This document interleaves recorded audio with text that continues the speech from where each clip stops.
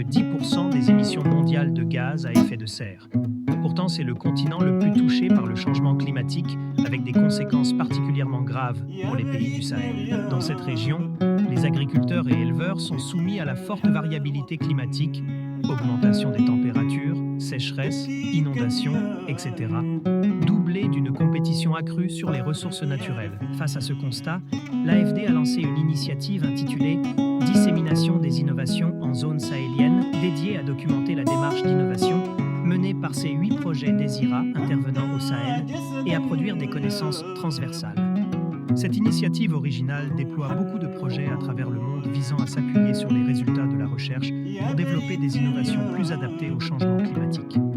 Le projet Dissémine, ce qui signifie dissémination des innovations en zone sahélienne, est un projet qui est financé par l'AFD et coordonné par le CIRAD. Ce sont des projets de recherche agricole qui ont tous pour vocation d'accompagner la transition des systèmes agricoles et alimentaires vers des modèles plus durables et plus adaptés au changement climatique. Donc le rôle de notre projet Dissémine, c'est de faire de la capitalisation transversale sur ces 8 projets DESIRA. Ça signifie qu'on essaye de transformer l'expérience de ces projets en connaissances utiles et profitables à tous.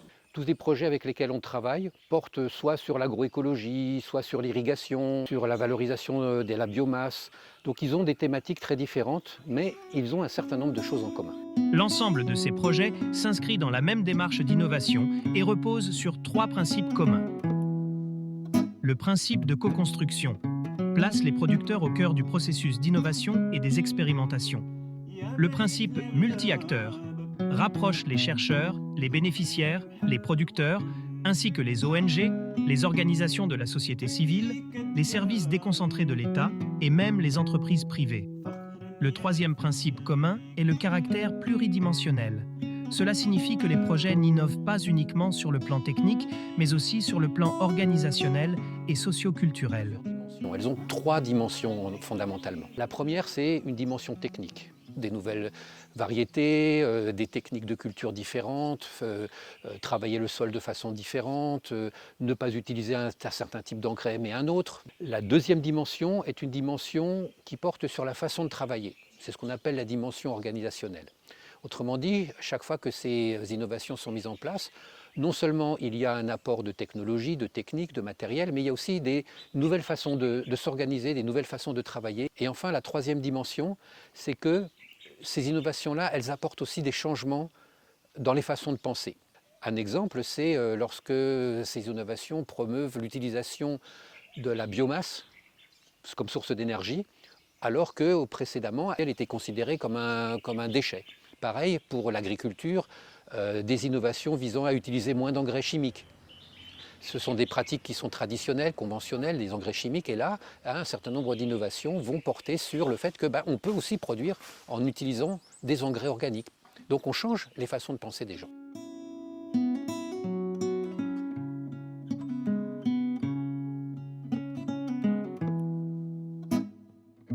Dans le cadre de ce projet, on est dans la mise en place, donc dans la conception de systèmes de culture durables. On est parti donc d'un processus participatif avec les producteurs. Donc on a fait des diagnostics, au moins pour prendre en compte les contraintes qu'on rencontre dans cette zone-là. Nous avons discuté avec eux pour voir quelles pratiques agroécologiques ils utilisent pour ces contraintes-là. Parce que l'objectif, ce n'est pas d'importer des pratiques au niveau de la zone, mais c'est de voir ce que les producteurs font. On a mis en place 2 champs-écoles, ce que nous appelons dans le jargon du projet, ce qu'on appelle les centres centraux. Donc ici, on est au niveau du centre central de Diogo, où on va tester un système de rotation culturelle. Pourquoi pas me lancer sur ce qu'on appelle la production maraîchère, quoi. Donc, j'ai ici évolué depuis 2017. Et quand on lancé, nous avons rencontré un projet un projet sur l'intensification de l'agroécologie. Israël, ENDA, Pronat et CIRAD. Quand nous lancé le projet, nous avons travaillé sur 100 centraux. Première année, la deuxième année, nous avons aussi champ satellite. Sans satellite, nous avons vulgarisé les champs centraux. Nous décentraliser au niveau des producteurs. Donc chaque producteur, si nous avons testé l'agroécologie, c'est un processus de co-conception. C'est également une co-construction. Mais l'évaluation, il n'y a pas que la recherche qui va le faire, les producteurs aussi vont le faire. Nous, on a des indicateurs, eux aussi, ils ont des indicateurs. Et c'est ça qu'on va coupler pour choisir les meilleures pratiques qui seront vulgarisées. tax na mbay mi nga xam ne ñu ngi ko doon bay gis nañ ci ay changement ndax wax naa ne bi ñu koy commencé nekk na loo xamante ni mënuñu ko woon a gëm mais ci ànd bi ñuy ànd ak ñoom di weccente xalaat ñu jox ñu ay programme yoo xam ne ñun tam dañuy weccee ak ñoom programme te ci ëpp doole sax des fois dañ ñuy fekk si ci loo xamante ni peut-être dañ ciy jànge.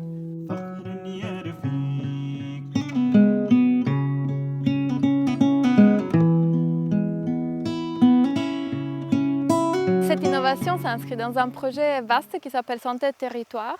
Il s'inscrit dans la dynamique agroécologique et vise à mettre en place ce qu'on appelle Living Lab. C'est une sorte de plateforme multi-acteurs d'innovation. Et ça rassemble un ensemble d'acteurs qui tournent autour de l'élevage et des cultures fourragères. Le projet Santé Territoire suit une logique One Health, qui signifie une seule santé, c'est-à-dire de considérer la santé de manière holistique.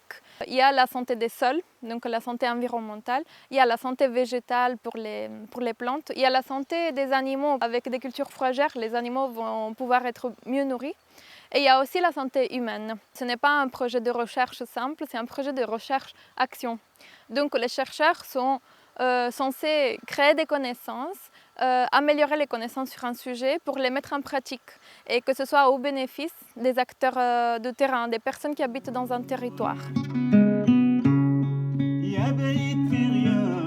Pour parler un peu du projet de développement des cultures fourragères que nous avons initié il y a quelques mois dans le cadre de la plateforme d'innovation lait qui regroupe la laiterie du berger, les organisations d'éleveurs, la CSS, le ministère de l'élevage, mais aussi des chercheurs tels que le CIRAD et l'ISRA sur une superficie de 2,5 hectares à titre expérimental où nous avons pu conduire une culture de niébé et avons obtenu des gains moyens de 2,5 tonnes de fourrage à l'hectare en une seule récolte. Le projet pour se développer et s'étendre voudrait se baser sur un pilier fondamental qui est l'organisation. En quelques ensembles qui sont des commissions autour de la production des semences, une commission sur l'itinéraire technique, une commission sur la gouvernance organisationnelle, et une commission sur l'innovation et la recherche de partenariats et de financement. gis nañ ni culture fourragère bi bokk na ci loo xam si moom rek la ñu yaakaar ni moom mën a may sàmmkat yi jàmm ndax boo nekkee fii nga nekk léegi mën nga seet lu mot ay junni nag ci biir KG bi te ñoom yëpp lu ñuy lekk actuellement mooy li nga xam ne si dañ ko roose woon soit mu nekk gàncax bi ñuy njëriñoo. kon culture fourragère bi kon gis nañ ni buñ ko defee dana amal njëriñ bu baax a baax.